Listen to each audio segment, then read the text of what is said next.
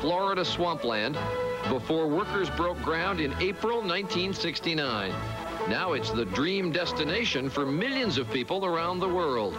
From the one theme park that opened October 1st, 1971, to the world-class resort that exists today. Goodness gracious, what's happened to that swampland? Walt Disney's dream has become a prosperous reality. A reality that's changed the way America and the world takes vacations. Walt Disney World. Its symbol, a castle. Its ruler, imagination. Where else can you walk into a fairy tale, go around the world, travel back in time, or fast forward into the future, all in one day? We'll take you behind the scenes and show you Disney World like you've never seen it, as this magical place today kicks off its 25th anniversary celebration. This morning we say good morning America as day breaks over Walt Disney World in Orlando, Florida. I'm Joan Lunden. And I'm Charles Gibson. Good to have you with us on this Tuesday, October 1st, 1996. Not only does the day break over Walt Disney World, come down, but a few raindrops also. It's been so hot here that it's kind of a little break. This may indeed cool it down a little bit. For those of you who were listening closely to the dates in that little opening of the program, you will realize that this is 25 years to the day since Walt Disney World first opened. And I think you can argue that this is probably the greatest man-made vacation center that has ever been built. I suppose some people might make a case for Las Vegas, but this has really transformed this country. 250 million people plus in the United States, but in 25 years there have been 500 million visitors here to Disney World. And it's so huge. I mean, it's 28,000 acres in all. And when they come in here, this is kind of the centerpiece of the whole thing, the Magic Kingdom.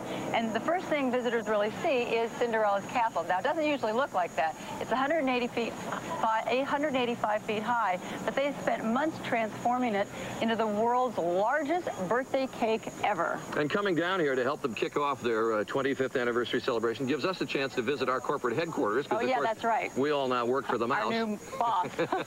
And it also gives us a chance to show you a little bit of what's down here. I think everyone, when they come to Disney World, they see the public face of this place, but they wonder what goes on behind the scenes, and we're going to be able to give them a little bit of look at that, starting with our science editor, Michael Gillen, who is over at one of the other two theme parks. He's at the Disney MGM Studios. Michael? And Charlie, it is the tallest attraction here at Walt Disney World, and it is the scariest, trust me.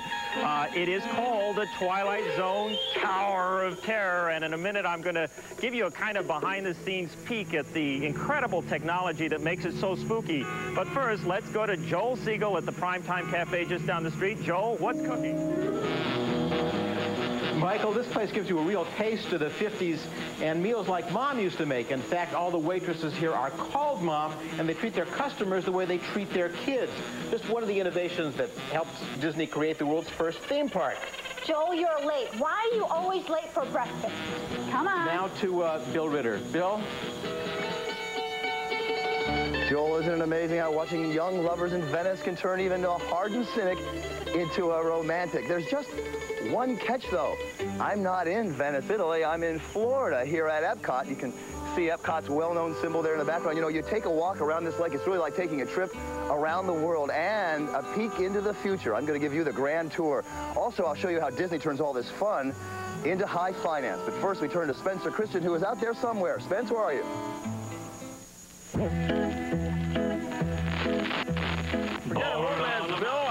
Roughing it in the wilds on a raft with three rugged pioneer types. No one ever said settling the American frontier was easy. But we'll show you how easy it is to save money and time when you visit Disney World. Charlie? All right.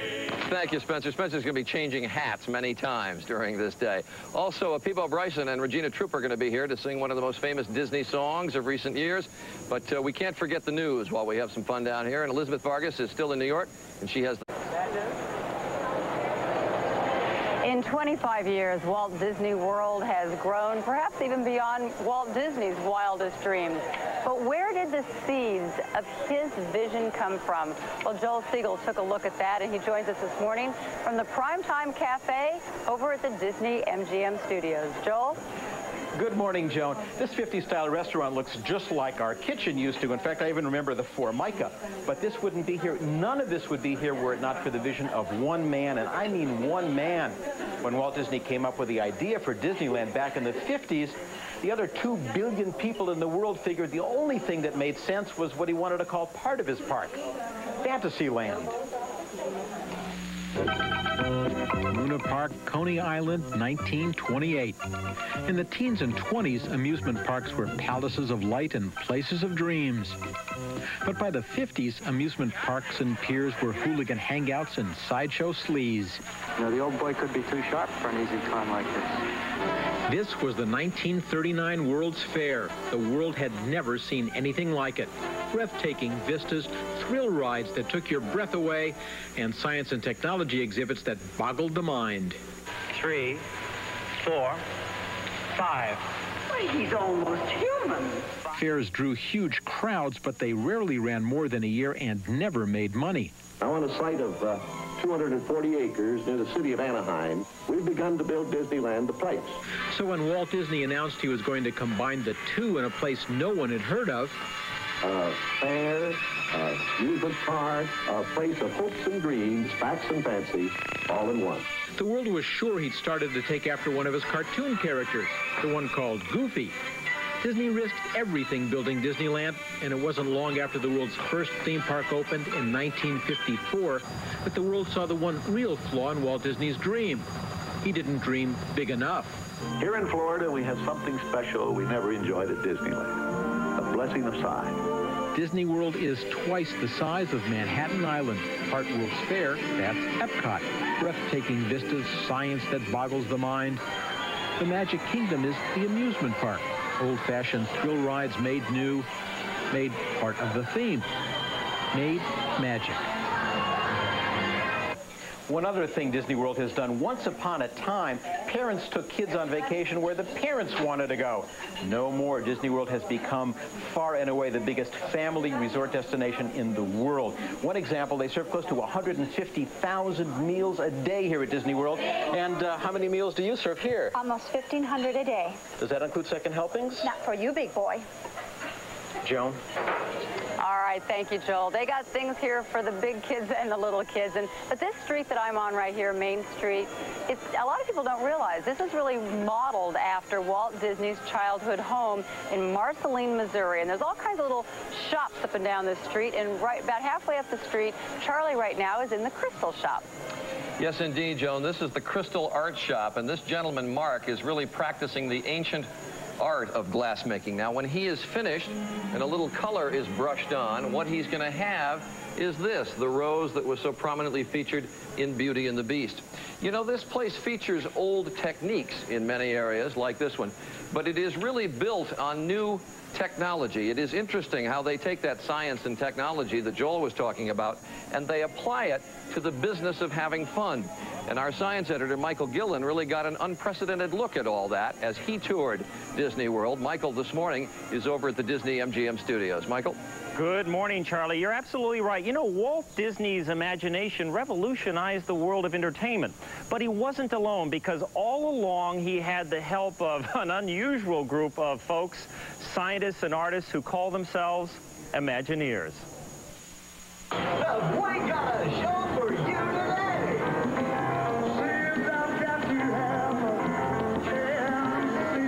Our dream was to create the illusion of life. Our dream was to make guests feel they were having a terrifying personal encounter with an alien.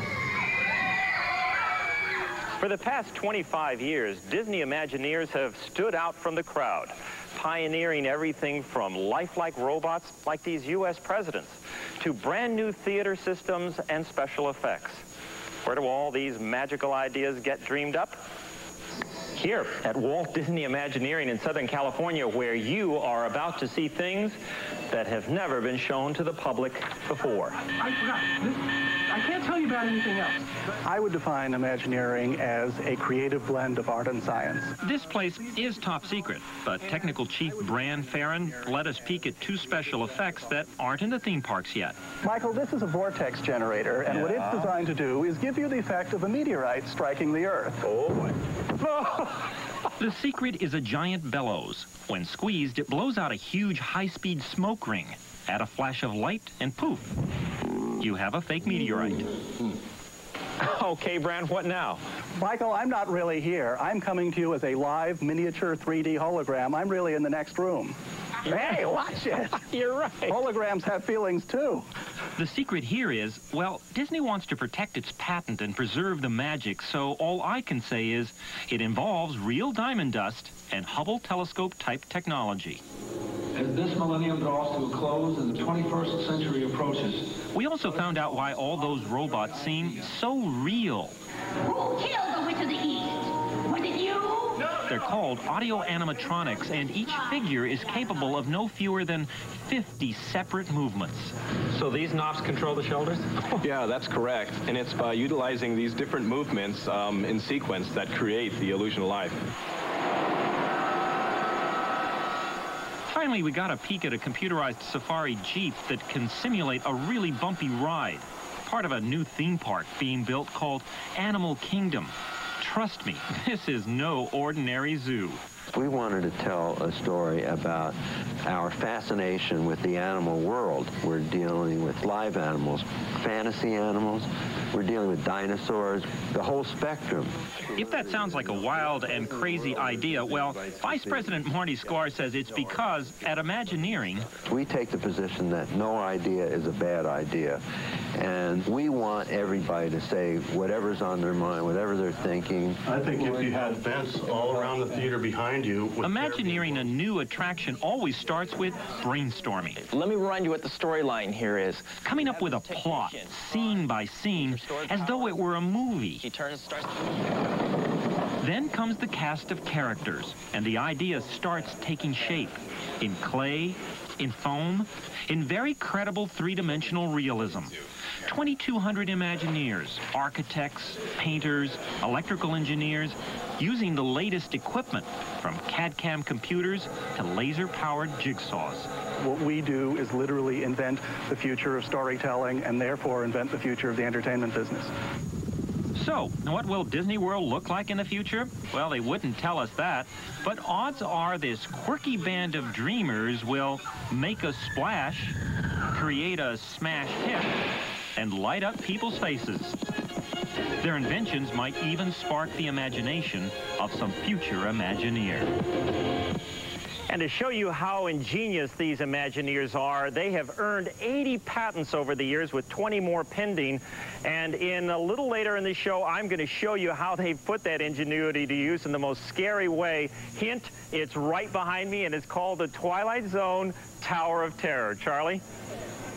All right, thank you very much, Michael. The skies are clearing here at Disney World. We're getting a beautiful sunrise, and they're trying to tell me here that all that rain at the beginning of the show was simply made by the Imagineers. At least that's what they're trying to tell us. We're going to get more of the behind-the-scenes look at Disney World a little bit later in the program, including what I don't think many people know about, which is that underneath the Magic Kingdom, there is a whole city, really, of tunnels underground that the public never sees. You'll get a look at it a little bit later in the program. We take a commercial break. Good Morning America continues from Walt Disney World. Good Morning America, live from Disney World, continues in a moment.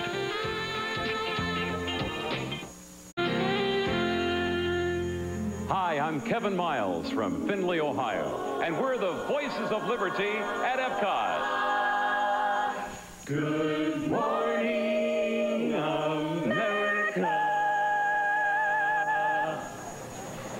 And good morning, America. I'm Charles Gibson. This morning we are at Walt Disney World, just outside Orlando, Florida, and neither one of us can sing a lick.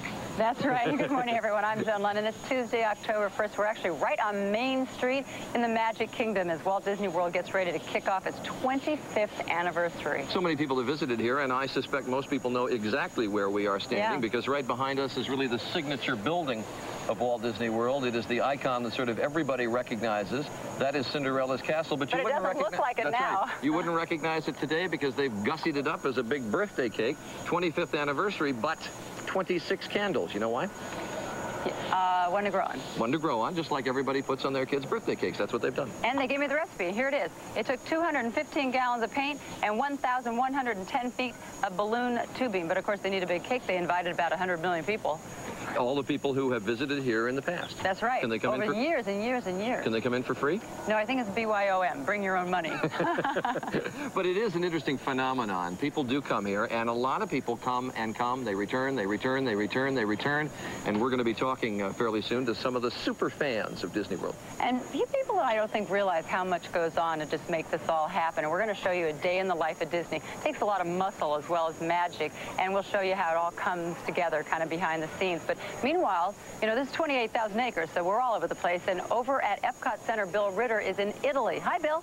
Hey, Joan. You know, I thought I was coming to Epcot Center, but clearly I took a wrong turn somewhere because I could swear that I am in Italy. The music, the beautiful architecture, the smell of cappuccino in the morning, a little morning rain. It's really romantic. Hey, hey, hey. Now that's Italian, huh? You know, this looks a lot like Italy, but I have a little secret to tell you. I'm not in Italy, of course. I'm in Florida, Walt Disney World, at Epcot's Italian Showcase, where really the whole world is just a few steps away. Now, while it looks real to many of us, we wondered what it looked like to real Europeans. So we asked some of them, and we're going to tell you what they said coming up a little later. But first, we're going to go to Spencer Christen, who I understand is out there braving it in the Wild West. Spence? Bill, we're kicking up our heels out here this morning outside the Diamond Horseshoe Saloon in Frontierland. This is Disney's tribute to the Old West. Now, city slickers can come here and take a look at an authentic review, and the show is just getting started. Now, I can't dance like these ladies, but I can give you the weather in just a minute. Charlie? All right, Spencer, good fun down here this morning, but we do not ignore the news of the morning. Elizabeth Vargas is back. Happy 25th anniversary to Disney World. Good morning, America. To keep things running here in Mickey's Kingdom, it takes a lot of blood, sweat, and ears. But from the thousands of costumes to the millions of sodas, from parades by day to fireworks at night, Disney World rocks around the clock. For the public, the Magic Kingdom opens its gates at 8:30 in the morning. But for many of the folks who work here, they've already been on the clock for some time. During those early hours, cleanup crews get rid of yesterday's mess. Every day, Disney World generates some 469 tons of waste. Gardeners get an early start, tending 3 million flowering plants and 100,000 trees. And laundry? Try washing 32,000 uniforms and costumes a day. That's 100 tons of laundry. 7 a.m. Groceries arrive at one of the park's 82 eating places, and cooks start preparing breakfast. Disney World guests are a hungry bunch, every year consuming 5 million hot dogs, 7 million burgers, and with the tropical climate, 46 million Cokes. Well, as you can see, we have a lot of hungry people that come to Walt Disney World every day, and it's our job to exceed their expectations. While throngs of visitors go from one attraction to another, cast members rely on a network of tunnels below the Magic Kingdom to accomplish their needs. They report to work and pick up their costumes. Supplies are shuttled from location to location. It's here that the day-to-day business of Disney World goes on, far from the eyes of visitors enjoying that magical world above. 11 a.m. Epcot's World Showcase opens, Disney World's window on international culture. Epcot boasts 350 mechanical puppets called audio animatronics. To keep them healthy, electronic physicians are on call to perform emergency surgery for hydraulic leaks, electronic nervous tics, and sudden cases of audio laryngitis. Over at Disney MGM Studios, an army of carpenters and artists have created their own Hollywood, building sets for the park's stage productions, as well as TV shows and movies. The costume department boasts the largest working wardrobe in the world, dressing 34,000 cast members, including Disney World's most famous residents. You may not know this, but Mickey has 258 individual costumes for himself, and Minnie is coming up close now. She's at 202.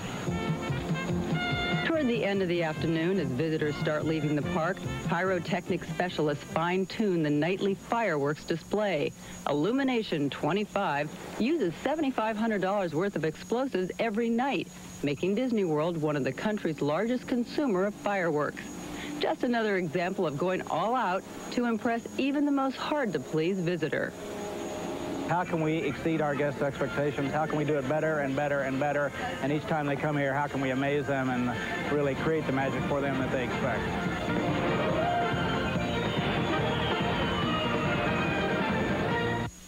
By 11 p.m., Disney World is empty.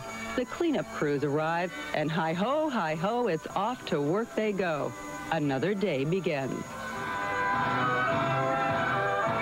You think they all whistle while they work? Coming up, Epcot, the United Nations of Disney.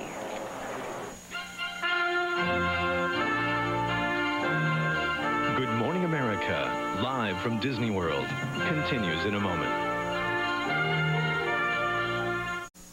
Looking at a live helicopter shot of Spaceship Earth, the well-known symbol of Epcot here at Walt Disney World. This was really Walt Disney's dream, Epcot, and the Magic Kingdom is like a Magic Kingdom for adults. You can travel to places you've never been before, some that don't even exist yet. This is a place without war, without poverty, and oh yeah, the food is fantastic.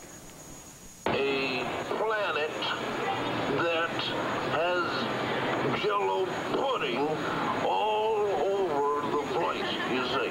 A taste of utopia? That's Epcot, as dreamed up by Walt Disney himself 30 years ago. It will never cease to be a living blueprint of the future. Epcot stands for Experimental Prototype Community of Tomorrow. Just another made-up Disney word that stuck. But this one comes with a vision, the bold merger of old world charm and futuristic potential. You can interface with the future and party in the past at a place called World Showcase. It's a mile-long international tour de force, 11 countries in all. My passport, please. Designed for Americans who probably won't travel abroad. You can say hola to them when they say hola back. And for foreign tourists who are homesick. You can see the world here in Epcot. I thought it was cool that the Japanese had ice cream with red beans in it. Food plays a big diplomatic role at Epcot, says French chef Bruno Grignon. Like 140 people together, which don't know each other. And when you get inside the restaurant, it seems to be they know each other because they enjoy all the same food, same ambiance. Food for thought is served up at Innoventions, sort of a non-stop World's Fair. Here you can save on gas while saving the planet by driving an electric car. Oh, thank heaven. Tour St. Peter's without the Pope's blessing at the virtual Vatican. Well, now I can say I've been there and done that. And through a high-tech trick... I assume that's some sort of Disney costume you have on? Well, it's typical. Even book yourself on a late-night talk show. When it comes to Epcot's utopian message... Where people actually live a life they can't find anywhere else in the world. It's the grown-ups who are all ears. Epcot was designed never to be completed, always to be evolving, and to this day, it still is.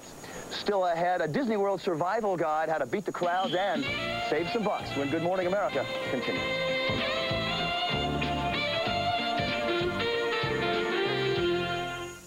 Carpet Shop is offering beautiful Karastan rugs at an amazing... Good Morning America, live from Disney World. Once again, Bill Ritter. Welcome back. We are at Epcot. You know, millions of people come here every year. Millions more return all the time. Year after year, they even have a name for them here. They're called super fans. Now, the park is it's a little early for the park to be open, but we've invited some of these super fans here so we can talk to them, and I'm going to introduce them to you. First one is Mile Baldwin. Now, Mile, you're from Amston, Connecticut. That's correct. I understand you are 61 years old, but you have done a feat that few people, I'm sure, have done before. What did you do from Amston, Connecticut? I rode my bike from Hamden, Connecticut to Walt Disney World. Here, how long did that take you? That took 30 days. And you must be in pretty good shape to do that. Well, I had open heart surgery 3 years before. Yeah. So it was a good test for that. Good job. Very successful. I understand. The little elves tell me something. You're going to make another trip soon. Yes, well, next year we're planning a trip from Walt Disney World out to Disneyland. By bicycle? By bicycle. Good luck. We'll probably check in with you on the road with some live remotes, okay? Thank you, Miles. I'm going to ask you to step over here. I'm going to talk next to Mr. Tyson Irvin. You are 17 years old. Right, You're 17. from Scottsdale, Arizona. Yes, Scottsdale, Arizona. And we're going to get some umbrellas. If someone get me an umbrella, because it's starting to rain here at Disney World. Up a little Very good. Thank you very much. Tyson, how many times have you been to Disney World? I've been here. This is my 35th trip to Walt Disney World. 35 times. Now, what can you see that's different? I love your umbrella, by the way. Oh, thank you. Yeah, it's kind of dilapidated a little bit. What can you see that's different after 35 times here? Well, you find new things all the time. I mean, the detail here is incredible. And whenever you're here, I see things that people have done back in '71 that I see new when I come back here. Everything's new every time. Well, but another detail is right to your right, so I'm going to scoot ahead of you here. These are the newlyweds, Eddie and Therese Taylor from London, England. Just wed. This is your honeymoon? That's right, yeah. We're not intruding, are we? Not at all. Not at all. Okay. Now, why would you come here for your honeymoon? Because it's a special place, you know, you want your honeymoon to be special. People make you feel happy, you feel friendly when you come here. It's all about happy endings, and Disney is about happy endings. Well, and you have a happy beginning, I guess, right? Yeah. Now, you're from Europe. Tell me, is this real to you? Have they done a pretty good job? Yeah, they have. In condensing the highlights of European cities, I mean, certainly with England they have. Great. Okay, well, thank you all for joining us, super fans, and welcome back to Disney World, and congratulations on your wedding. Okay, a little later on, how Disney turns all this fun into a very serious business, big business. I'll take you behind the scenes when Good Morning America continues from Walt Disney World in Orlando, Florida.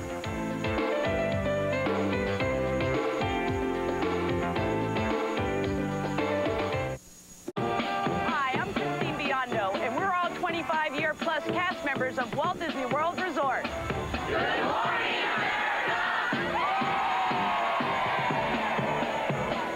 And hooray for Hollywood and the Hollywood Marching Band. We've left the Magic Kingdom for the magic of the movie at Disney MGM Studios.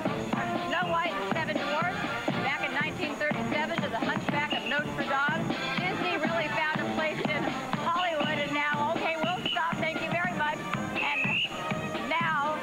Has found a place right here in Orlando, Florida. Good morning, everyone. I'm Joan Lunden. He's silly. And I'm Charles Gibson.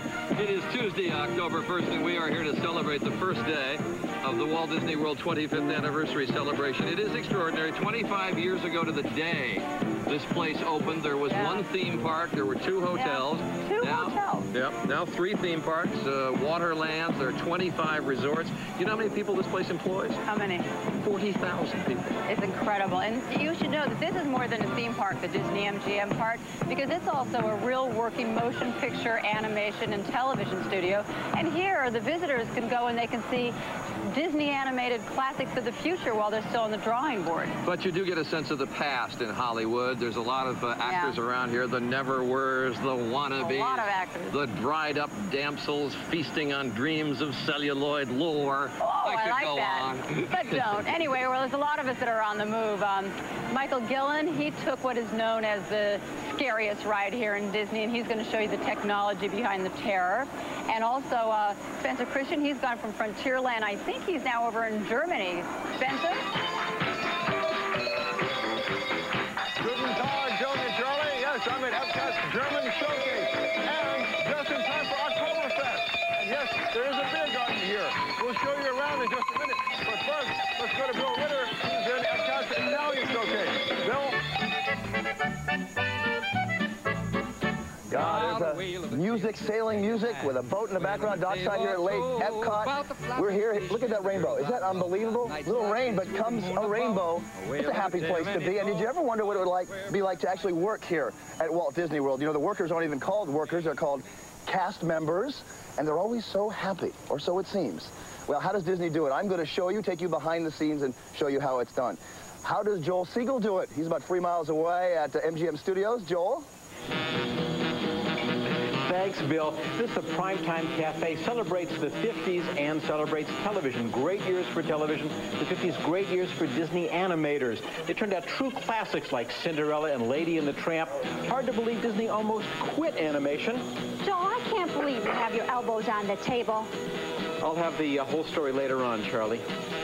All right, thank you, Joel. As Joan mentioned a few moments ago, the biggest thrill ride here at the Disney MGM Studios, and I mean literally the biggest, is the Hollywood Tower. It is the Tower of Terror, is that what they call it? That's right. Our science editor, Michael Gillen, who basically covers science for us, but as I think many people know, is a ride freak. Oh, yeah. Found out how this thing works. And I like them scary, Charlie. You know, the story goes that this hotel dates back to the 1930s, and you can look, it's pretty decrepit looking, but if you go behind the scenes like I did, I tell you, the technology that makes this work is strictly space age.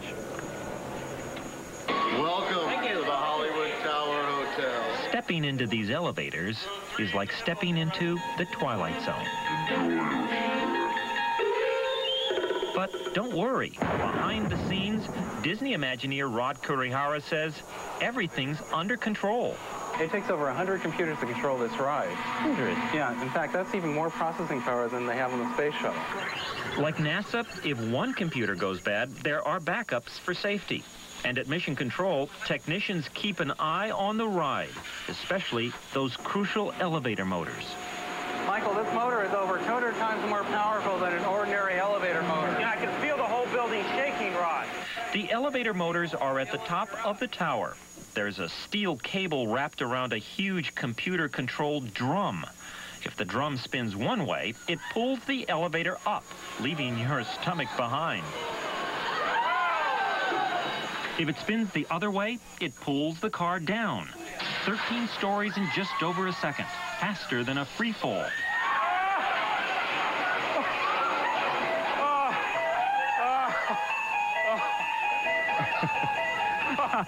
You know, they tested this thing for 6 months for safety because it's so complicated. They wanted to make sure it was safe. They hold it to a safety standard, Charlie, that is 100 times more strict than the airline industry. So it's terrifying, but it's safe. You've ridden this. I have not ridden this one. About 10 times I've ridden it. Yeah, you've got to do it. You've got to do it. I told you it was a ride freak. We're not ignoring the news. Elizabeth Vargas is back in New York at the... Okay, Elizabeth, here in Epcot's German Showcase. Every day feels like Oktoberfest, the traditional autumn celebration. Or perhaps I should say Oktoberfest, when you hear the oompa sounds of the German, the Bavarian beer garden band Oktoberfest music concert. They've really got their work cut out for them this morning. They're going to teach me to do this traditional old country dance, the slap dance. How do I do this? No, you come here, come on, you do it. Go. Much better. Okay, I feel slap happy now. Let's take a look at today's weather. It's going to be a nice... The attention to detail in this place is really astounding. I mean, they have created Hollywood in its early days. Now, of course, I have a personal favorite part. Check it out. Always wanted my name in lights. How cool is that? Anyway, from the marquees to the actors to the vintage cars to the street lights, it really is the attention to detail that all the visitors who come here really enjoy, as our Bill Ritter found out. And Bill right now is over at Epcot. Good morning again, Joan. You know, about 25 million people come to Walt Disney World every year. Many of them return time and time again. And as I found out, it is not by accident. This is part of a well-planned Disney business strategy. They call it a magical place, but there's nothing magical or accidental about the $3 billion a year success of the Disney World theme park.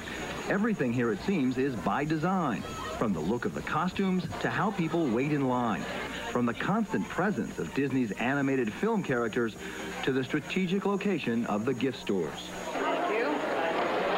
And yes, even to what people are called. They're not workers, they're cast members, and usually smiling. And these aren't customers, they're guests who spend a lot of money. The business strategy is simple. Try to convince customers they'd like to be guests again. Linda Warren is Senior Vice President of Marketing, who started here 23 years ago as a ride operator. Everything is planned. We want people to come in and be transformed and leave all their cares at the door.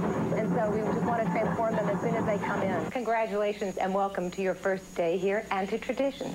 So that everyone who works here gets that message, all employees go through a kind of boot camp. We are a fun company. We're an entertainment company. It's called Disney University, and you're getting a rare look at the classes that introduce workers to the Disney way of doing business, including the so-called Disney look. Strict rules about what workers can wear and look like, top to bottom, from jewelry to hats, shoes to sunglasses, and especially hair on men. These are acceptable styles. These are not. And if a guy's hair is deemed unacceptable, he can march to Disney's underground barbershop called Kingdom Cutters. And is my hair acceptable or unacceptable? It's close. It's quite full, so we would have to taper it in a little bit closer to look more of the Disney standard. You know, I just got a haircut like 3 days ago. We still have to bring you down to Disney look. Oh, I like my hair like this. These guidelines may seem extreme, but Disney executives say if they didn't insist on them, the product would suffer. Disney University Director Jane Parker. If it naturally happened, I think anywhere you or I went, any business we went to, any place we ever went to be served, we would get excellent service. People would realize we're there because we want to be served and we want to have a great experience, and that doesn't happen to you or me every place we go. Wall Street seems to agree. Entertainment analyst Chris Dixon. Well, the issue is to maintain quality control, to maintain an image, to reinforce that Disney brand, and at the same time, to give people a reason to come back. There's a comfort level in knowing that you've been there before, and there's a comfort level in knowing what you're willing to expect. And take a look at the ultimate in Disney planning, an entire town called Celebration. Designed by Disney, its vision of the perfect American city. It's a self-contained, privately run, and completely planned community for about 20,000 people, just minutes from the theme park. Of course, not everything Disney creates works. Its planned historical theme park in Virginia was virtually run out of town by local residents. And while things are now running smoothly at Euro Disney outside Paris, the French were far from hospitable when the park opened a few years ago. Disney says it has learned from these experiences and moved on. And in Florida, the magic goes on by design. Let's conga! Beautiful rainbow for the 25th anniversary, and for Disney, a pot of gold at the end of that rainbow. Analysts say tourists will spend here in 1996 about $3 billion. Joan? All right, thank you very much, Bill. Coming up on Good Morning America. Ooh, can I borrow that? Sure, Doc. All right, we're going to talk about how to avoid the crowds and save money when you come to Disney World. I didn't take it. The lady gave it to me. We'll be back.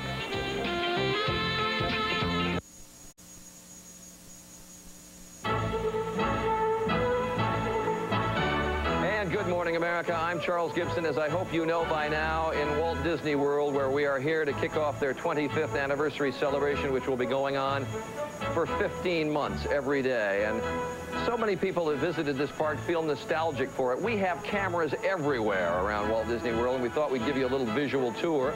That, of course, is Main Street, looking back toward Cinderella's castle that is now all gussied up as a birthday cake, with 26 candles on, 25 for the years that they have existed and one to grow on.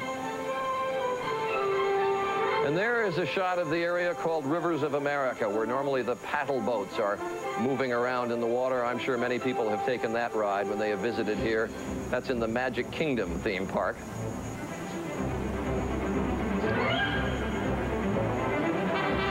And now we've gone over to the Epcot Center, the second of the theme parks here.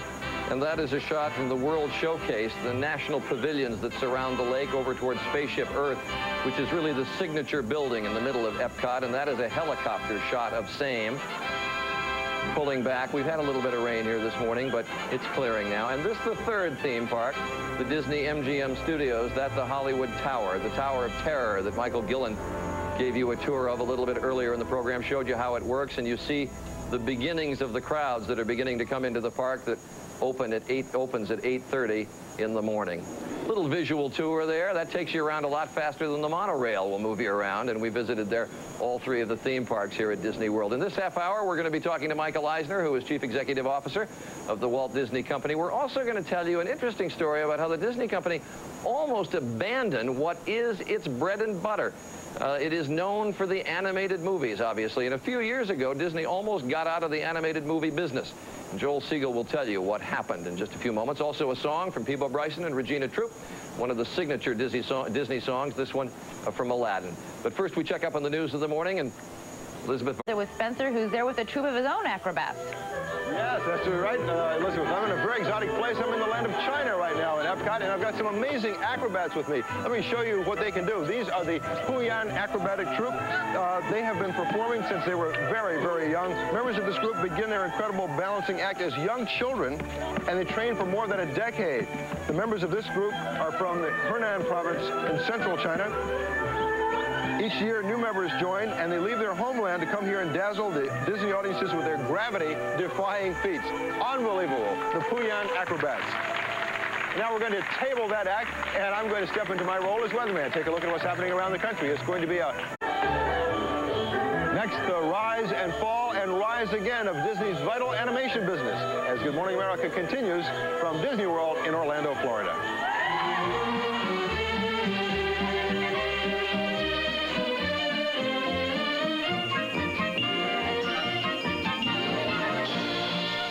Good Morning America, live from Disney World, continues in a moment.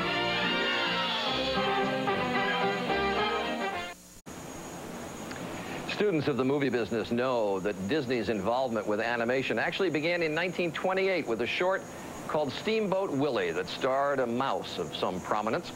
And of course, there have been many memorable movies since then. The first movie I ever saw was Pinocchio, seen it only about 50 times since.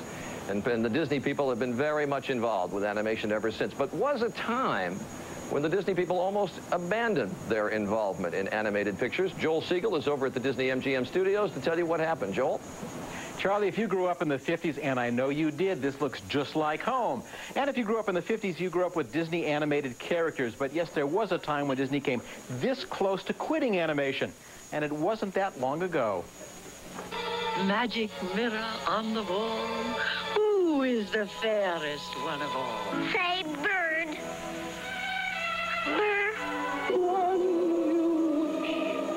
More than great animated films, these films have to be considered on any serious list of the greatest films ever made. And as long as Walt Disney was hands-on involved, or pen and pencils on, magic happened. In the 50s, he was busy planning Disneyland. Sleeping Beauty was the first major animated feature to be made without Walt's touch, and humor and humanity. And it shows. And he knew it, so he was hands-on again, head over heels in the Jungle Book. And it shows. Disney died in 1966. This would be his last animated feature. Just the bare necessities of life. These animated features are more than just films. For 3 generations, they've been the first films we've seen, with characters, memories, even feelings we carry with us the rest of our lives. Then in the 70s and into the 80s, Disney animation went off track. As a critic and a fan and a kid whose favorite movie was Pinocchio, one of the hardest things I've had to do. A great American art form was dying, and I was one of the crowd who'd gathered to sign the death certificate. I don't want to do it. I don't want to give a Walt Disney cartoon a bad review. With a black cauldron, the fabled Disney animators seemed all burnt out. The studio actually considered leaving motion pictures entirely. Certainly no cost was spared as far as just the visual look of the picture and the special effects and all of that. But to me, what was hurting was the heart and the real soul of the stories and the characters. But 1 year later, Mark Ken was drawing a character called Ariel. A new regime had taken over. We attribute this quite frequently to Roy Disney, who is... This is Roy Jr. Roy Jr., right. And Roy talks about the 3 things you need in order to make a great Disney animated feature, and they are story, story, and story. It was going back to what made a great Disney feature. It was going back and finding it. And Mark Ken would animate Belle, Pocahontas, and young Simba.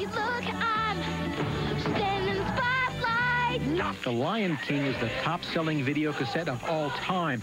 According to Video Business Magazine, all 5 top-selling videos are of Disney animated features.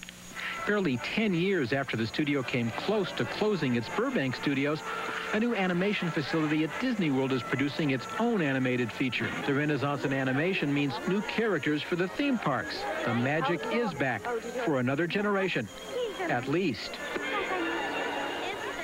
This amazing run of features, 6 and 7 years, from Mermaid to the Hunchback of Notre Dame, unsurpassed even by Walt Disney himself. And for the first time, other major studios, 20th Century Fox, Paramount, DreamWorks, Warner Brothers, have animated features either in production or ready to be released.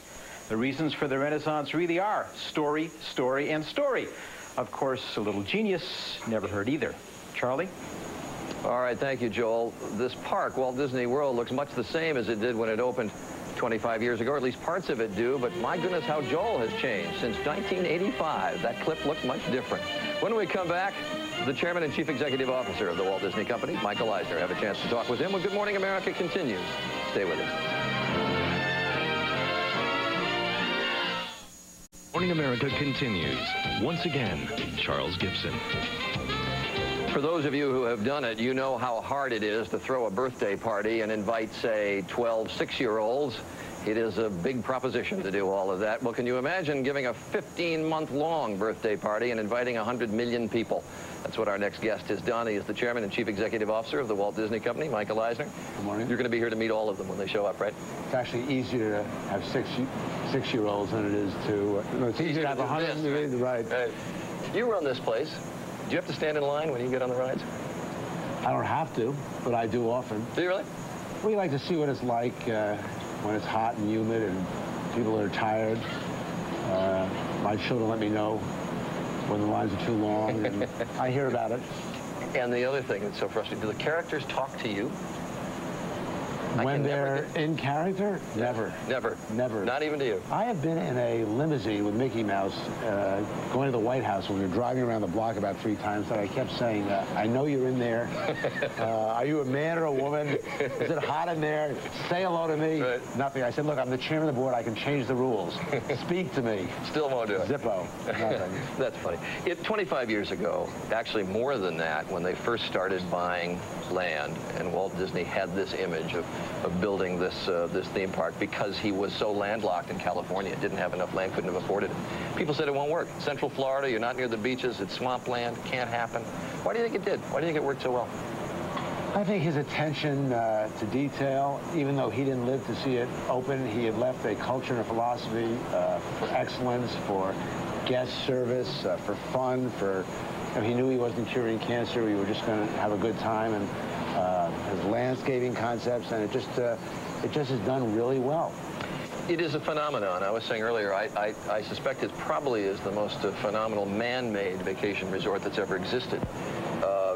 And it has provided a lot of jobs for this area. It is certainly meant to boom time for this area around here. Why are other areas, do you think, so wary when the Disney people say we may come in? I'm thinking, obviously, of the park in Virginia that you had proposed a couple of years ago. Well, almost everywhere we go, people are not wary. I mean, if I go visit my in-laws in Jamestown, New York, the next thing I see is a headline is Disney's coming to Western New York State. I think everybody really wanted us but the Washington Post. We ran across a big barrier, and it said Hunt Country, and people were a little nervous that maybe we would trivialize history. But we are going to develop the things that we had for Disney's America in Disney's California Adventure, at least how it relates to the West in California, where they're a little more used to us. Why we were a little Disney-esque for the Beltway, I think. Tell me about, everybody talks about the positive parts of this. Tell me what's wrong with Disney World. Is it too expensive? Well, I don't think much is wrong with Disney World. No, it's not too expensive. What you get here for what you pay, the amount of time, the amount of attractions, the amount of things that you don't pay for once you pay your initial ticket is much less than even a movie ticket where you go for 2 hours. What's wrong on occasion is it's too hot. It's often very crowded. The biggest thing that's wrong is you have to leave. As a parent, sometimes it's a little tiring after your 4-year-old has had a long day and he's cranky. That could be hard. Walt Disney envisioned this place as someplace that would never be finished, that there would always be room to grow.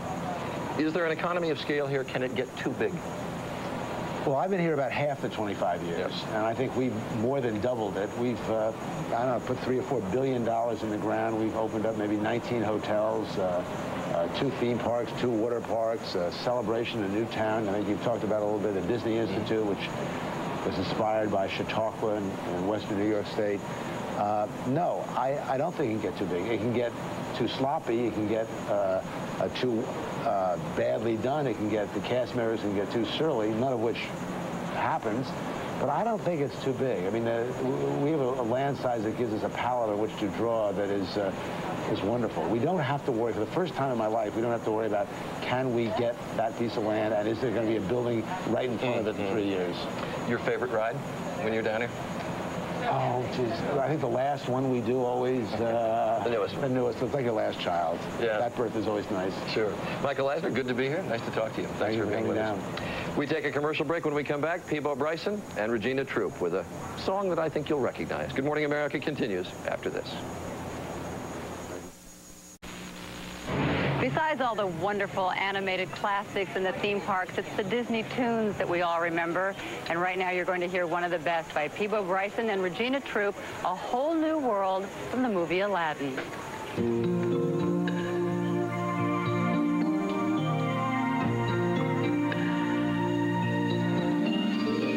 I can show you the world, shining, shimmering, splendid.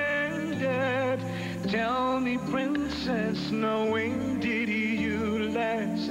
Let your heart decide.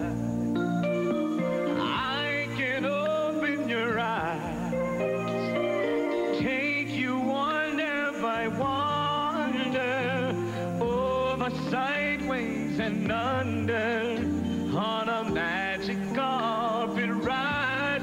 A whole new world,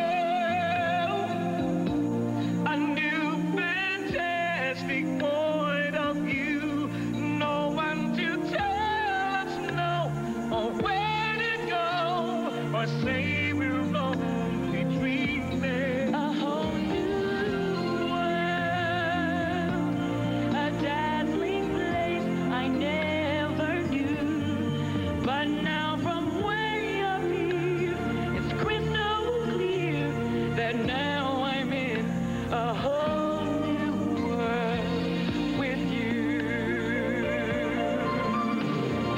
Unbelievable skies, indescribable feeling, soaring, tumbling, freewheeling through an endless diamond sky. A whole new world, a new fantastic point of view. No one to tell us no, or where to go, or say we're only dreaming. New world, a surprise, with new horizons. Every moment better, I'll chase them anywhere. The shine to spare, anywhere. There's time to spend. Let me share this whole new world with you.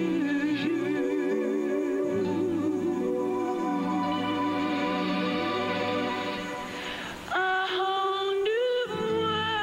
A whole new world. That's where we'll be. Where we will be. A thrilling chance. A wondrous place for you and me.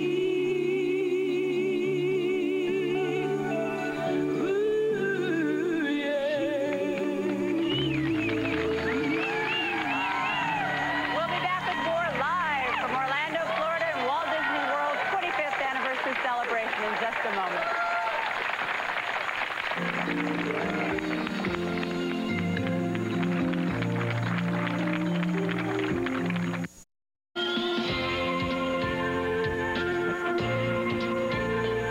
Good Morning America is brought to you by Oil of Olay. Well, the gang's all here now. We got the big boss, Michael Eisner. Thank you so much for letting us come down here. With all due respect, we got the big boss over here. Oh, excuse me, I'm sorry. This is the board of directors here, the whole gang. Mr. Mouse, Mr. Duck, thank you ever so much. Peabo, Regina, thank you. We'll be back in New York tomorrow. We had a terrific time. Hope you did as well. We'll see you tomorrow from New York. Till then, take care. Bye-bye.